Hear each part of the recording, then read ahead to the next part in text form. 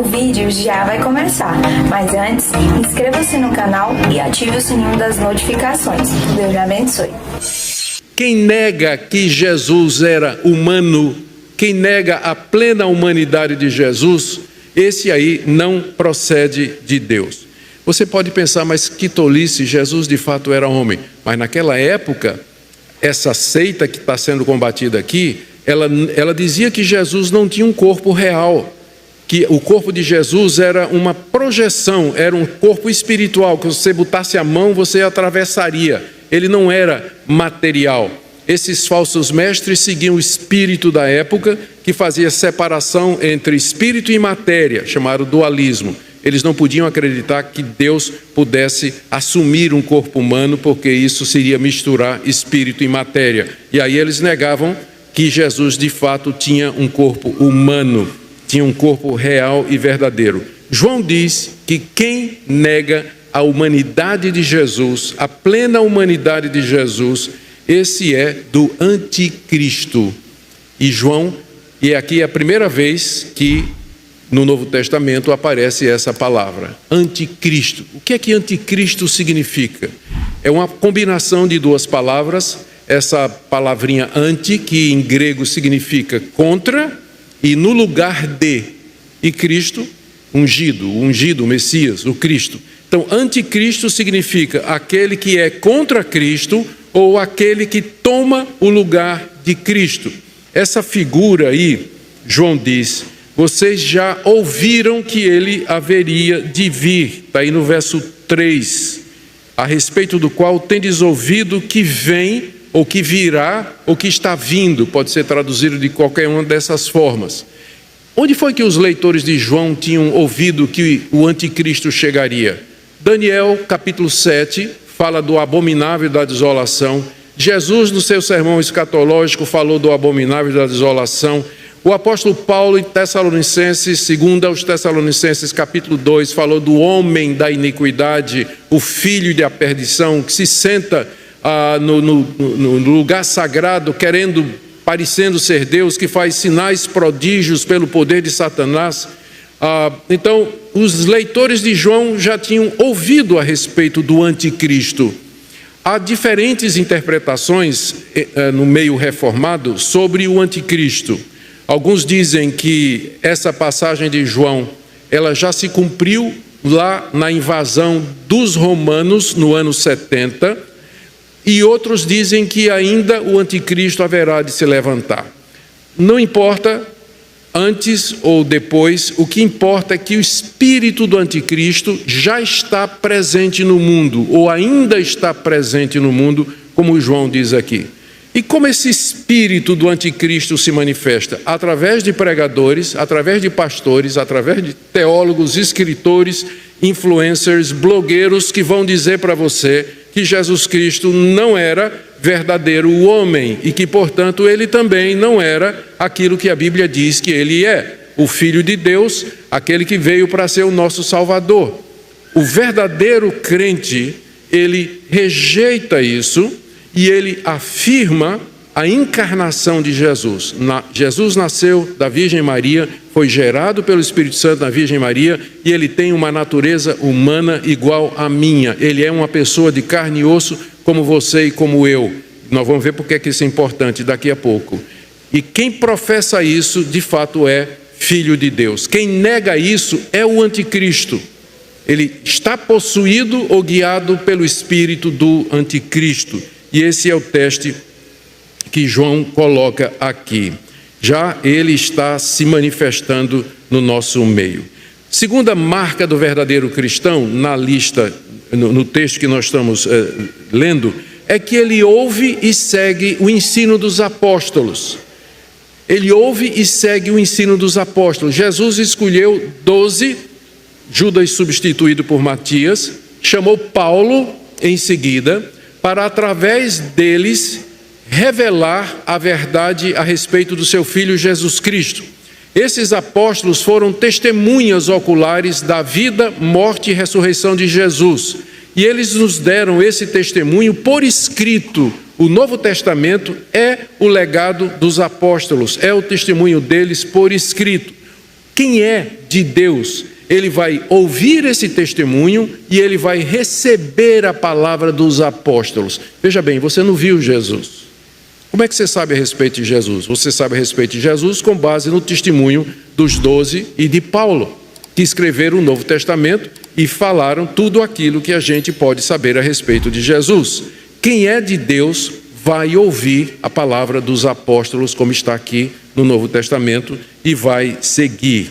E nós já vimos aqui, não é, que os falsos mestres, eles ensinavam que Jesus não era feito de carne, que uma vida em pecado não faz diferença e que necessidades físicas das pessoas também são irrelevantes, e eles até reivindicavam ter um conhecimento secreto que somente eles tinham e que podia salvar.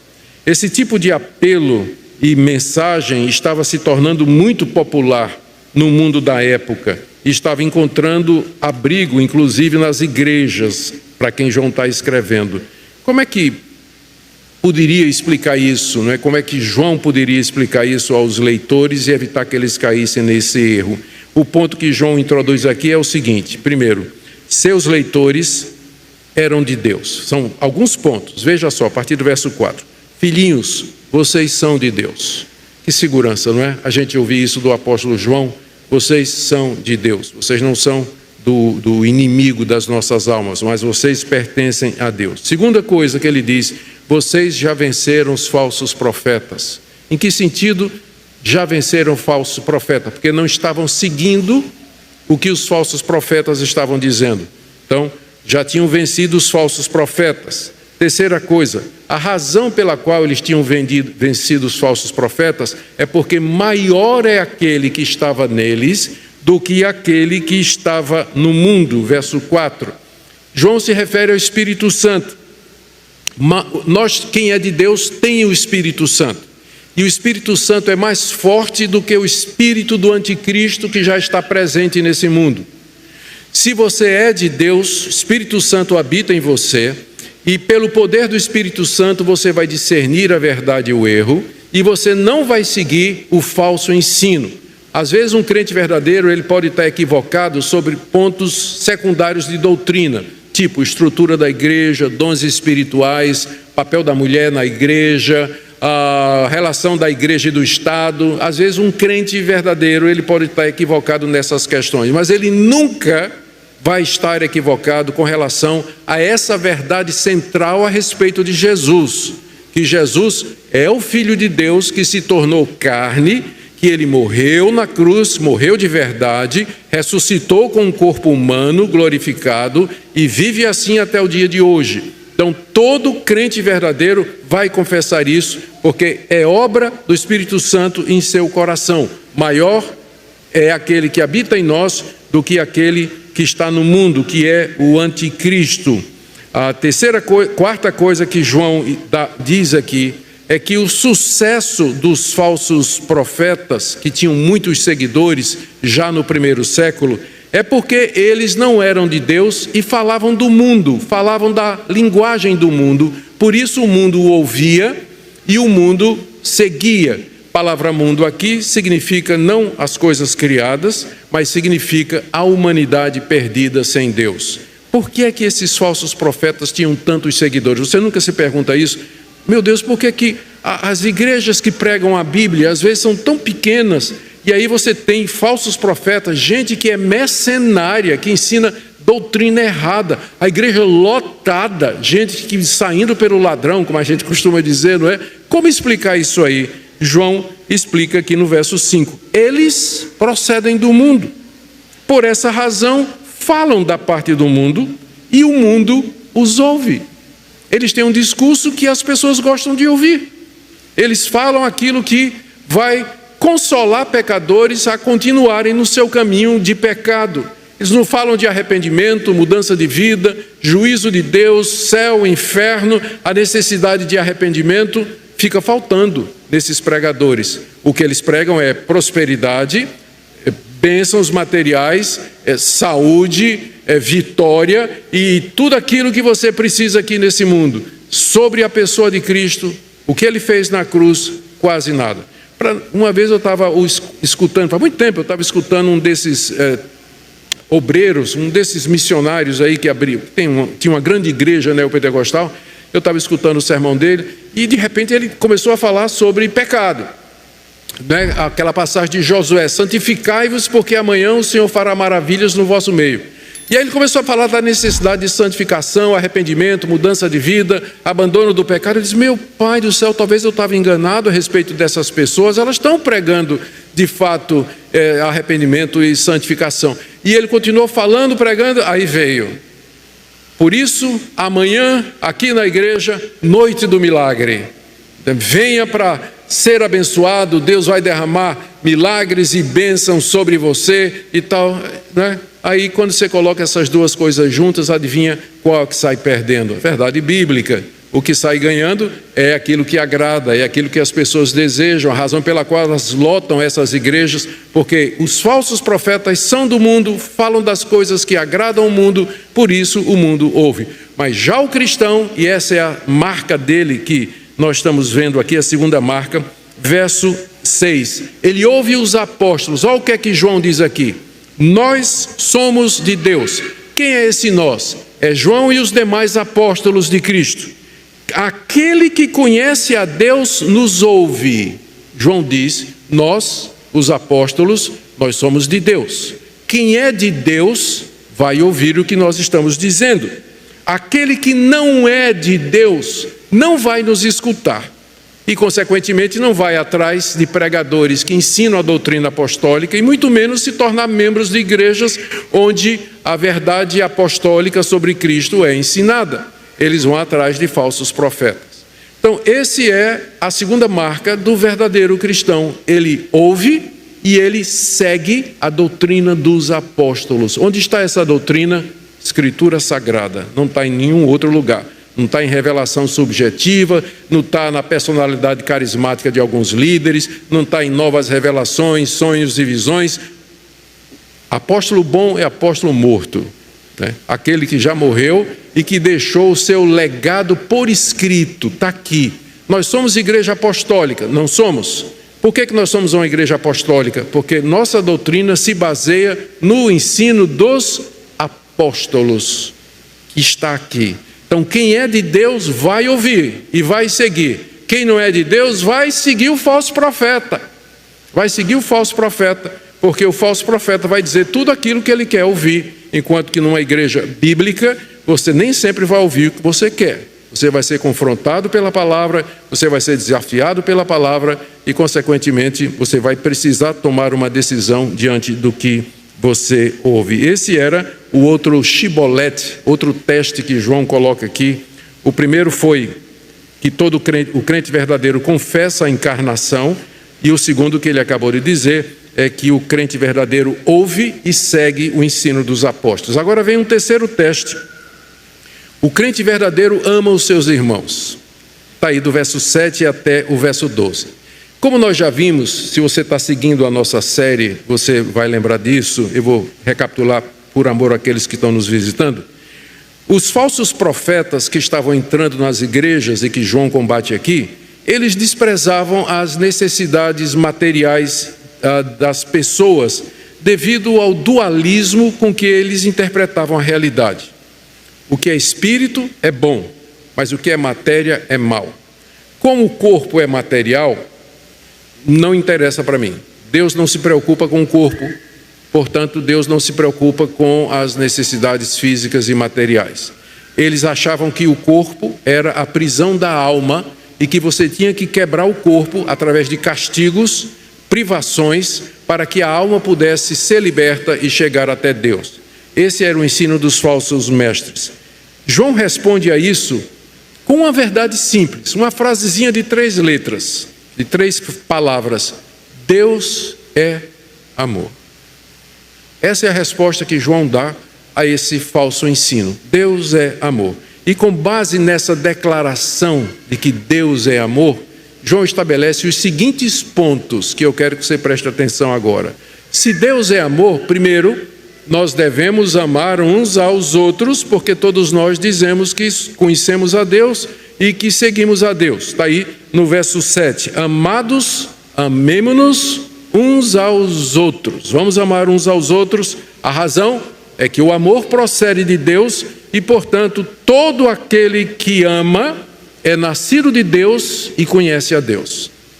Você pode dizer, mas então os descrentes, pessoa que não conhece a Deus, ele não é incapaz de amar? Eles têm algum sentimento pelas outras pessoas, por conta da graça comum que Deus derrama sobre toda a humanidade. Mas o amor verdadeiro, ele parte de um coração que já foi alcançado pelo amor de Deus. Eu amo porque Deus me amou primeiro.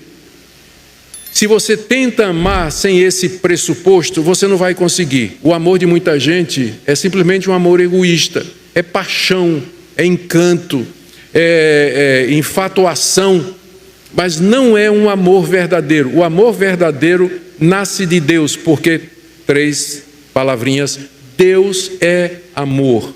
Só pode haver amor verdadeiro se vier de Deus, tomando você, moldando você, e aí você pode amar, porque você é amado por Deus e ama a Deus. Então, se você tirar Deus da jogada, não há amor, mas somente egoísmo, paixão, desejo, infatuação e outras coisas que não permanecem nem têm sólido fundamento. Quem confessa, agora vem o outro ponto aqui, quem professa ser cristão, mas não ama seu irmão, não conhece a Deus, diz João aqui no verso 8. Aquele que não ama, não conhece a Deus, pois Deus é amor. Se você conhece a Deus, você vai amar as pessoas. Se você se pega, eu digo isso com muita seriedade, eu queria que você examinasse mesmo. Se você se pega detestando uma pessoa, você não vai usar a palavra ódio porque é muito forte e você sabe que é errado, mas você é completamente indiferente para com aquela pessoa, você tem sentimentos negativos com relação àquela pessoa, examine-a e você não consegue perdoar aquela pessoa. A pessoa pode até ter feito coisas ruins contra você, mas você não consegue perdoar aquela pessoa ou fazer o bem se aquela pessoa tiver necessidade. Cheque o seu coração e o seu relacionamento com Deus, porque pode ser um indício de que você não sabe dizer chibolete, você só diz cibolete. Pode ser um indício de que você não é crente, você é apenas um religioso, porque quem ama a Deus, ama também o seu irmão, mesmo que seu irmão tenha feito alguma coisa errada contra você. Terceiro ponto aqui que eu queria que você percebesse, está nos versos de 9 a 10. O amor de Deus por nós se revela na vinda de Cristo ao mundo. Está tudo dito aqui, olha, no verso 9. Nisso se manifestou o amor de Deus em nós, ou por nós, em Deus haver enviado o seu Filho unigênito ao mundo para vivermos por meio dele. João primeiro disse, Deus é amor. O que é que isso significa, João? Como assim que Deus é amor? Aí João continua. Deus é amor porque ele tomou seu Filho unigênito, seu único Filho, e enviou ao mundo para que pecadores como vocês e como eu pudéssemos ter a vida eterna.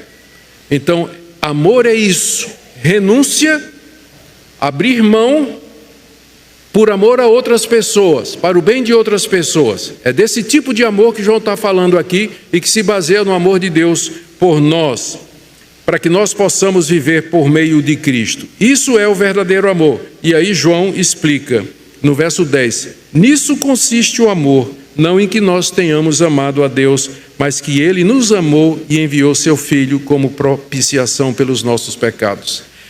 Então, não pense assim, olha, tem gente que pensa assim, Deus me ama porque eu amo a Deus. Tem gente que pensa assim, não é? Geralmente é o pessoal que acha que no ser humano existe capacidade suficiente para amar por si só. Geralmente são pessoas que não entendem a gravidade do pecado e da corrupção do nosso coração. Nós não temos como amar a Deus por nós mesmos. Nosso coração, por natureza, é inimigo de Deus. Nós não queremos Deus. Eu quero ser o dono da minha vida. Eu não quero seguir regras e normas que Deus determina. Eu não quero ser um moralista. Eu não quero ser religioso. Eu não quero nada disso. Eu quero mandar na minha vida, fazer o que eu gosto, desfrutar do jeito que eu quero a minha vida. Nosso coração é inimigo de Deus. Se você ama a Deus, foi porque Deus lhe amou primeiro. E Ele veio até você pela palavra dos apóstolos, mudou o seu coração para que você pudesse amá-lo. Deus primeiro nos amou. Por isso que nós dizemos, a salvação é obra da graça de Deus, não é fruto de obras, não é fruto de mérito, de merecimento que você não tem nenhum, nem eu. Mas é Deus vindo, amando o pecador, mudando o coração dele e habilitando-o a crer em Deus. Nós o amamos porque ele amou primeiro. E em que consistiu esse amor dele? Mandar o seu filho, como diz o verso 10, como propiciação pelos nossos pecados, como pagamento pelos nossos pecados. Você é um pecador, como eu sou. Somos culpados diante de Deus e merecemos a morte e o juízo da parte de Deus.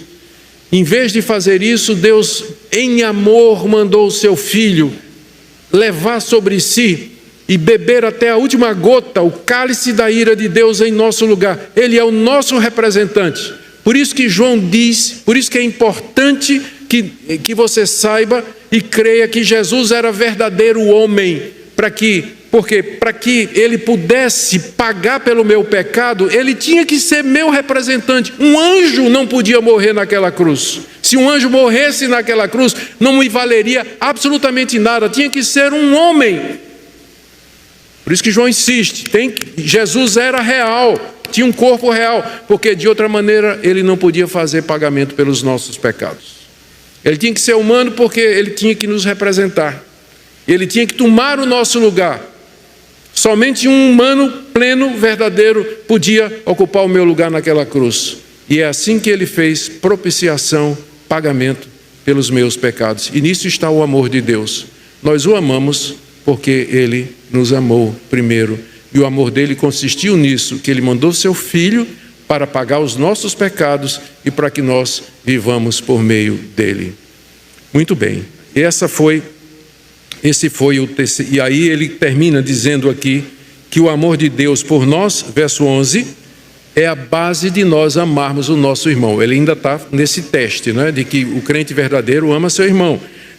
Verso 11, amados, se Deus de tal maneira nos amou, de tal maneira, amor imenso, também nós devemos amar uns aos outros.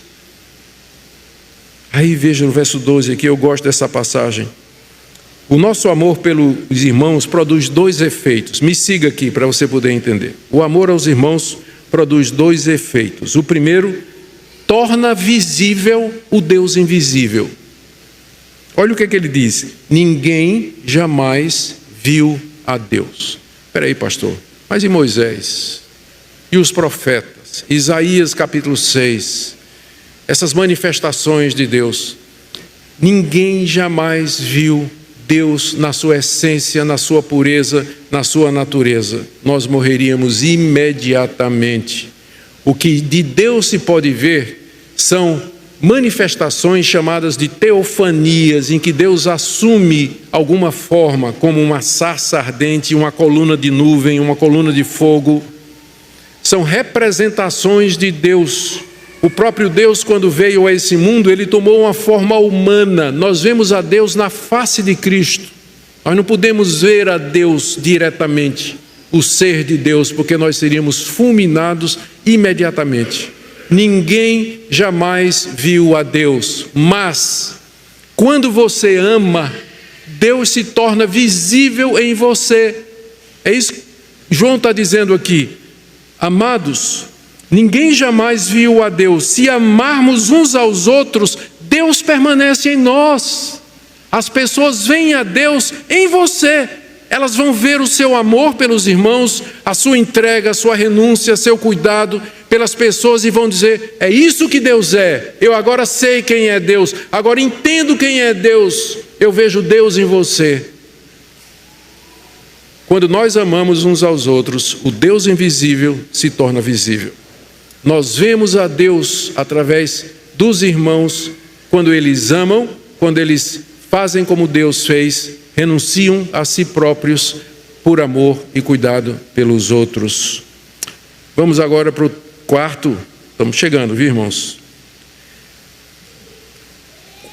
Quarta marca do verdadeiro cristão está aí, do verso 13 a 16, é que pelo Espírito ele confessa a verdade a respeito de Jesus. O Espírito Santo habita em nós, ele testifica em nós a respeito de Cristo, e a partir disso João faz alguns pontos. Primeiro, nós sabemos que somos de Deus, mais um chibolete, não é? Pela presença do Espírito Santo em nós, veja aí o verso 13. Nisto conhecemos que permanecemos em Deus e Deus em nós, que Ele nos deu o seu Espírito Santo. Todo crente verdadeiro tem o Espírito Santo. Uma pergunta que eu recebi recentemente e respondi lá no meu Instagram foi essa: por que vocês não procuram a segunda bênção, que é o batismo com o Espírito Santo? Minha resposta foi que todo crente, ele já tem o Espírito Santo, porque sem o Espírito Santo nem crente ele poderia ser. Você pode buscar o enchimento do Espírito, mas você já foi batizado com o Espírito Santo quando você se converteu. Se nós sabemos que Deus está conosco porque Ele nos deu do seu Espírito Santo. E como é que eu sei que o Espírito Santo está em nós? Ele diz aqui no verso seguinte, no verso 14, nós temos visto e testemunhamos que o Pai enviou seu Filho como Salvador do mundo. Falando como apóstolo, João diz, nós vimos e damos testemunho de que Jesus Cristo é o Filho de Deus. Pelo Espírito Santo, você crê nisso. Você sabe que você tem o Espírito Santo, porque essa doutrina é boa, é agradável aos seus olhos. Se você está ouvindo eu dizer aqui que Jesus é o Filho de Deus, que Ele encarnou, que Ele morreu, ressuscitou com o corpo real e que Ele é o único caminho, isso é música para os seus ouvidos, isso é uma prova que você é de Deus, porque é o Espírito Santo que faz isso. Mas se você ouve essas coisas, se você desfoca, isso não é interessante para você, você não vê valor nisso, não vê importância nisso, pode ser o cibolete, que é um sinal de que você não é um verdadeiro cristão, porque o verdadeiro cristão, pelo Espírito Santo, ele recebe, aceita e confessa a verdade de Cristo baseado no testemunho dos apóstolos, como vimos aqui no verso 15, aquele que confessa que Jesus é o Filho de Deus, Deus permanece nele e ele em Deus. Se essa mensagem falou com você, escreva amém nos comentários. Aqui é um lugar onde a palavra ainda cura e transforma.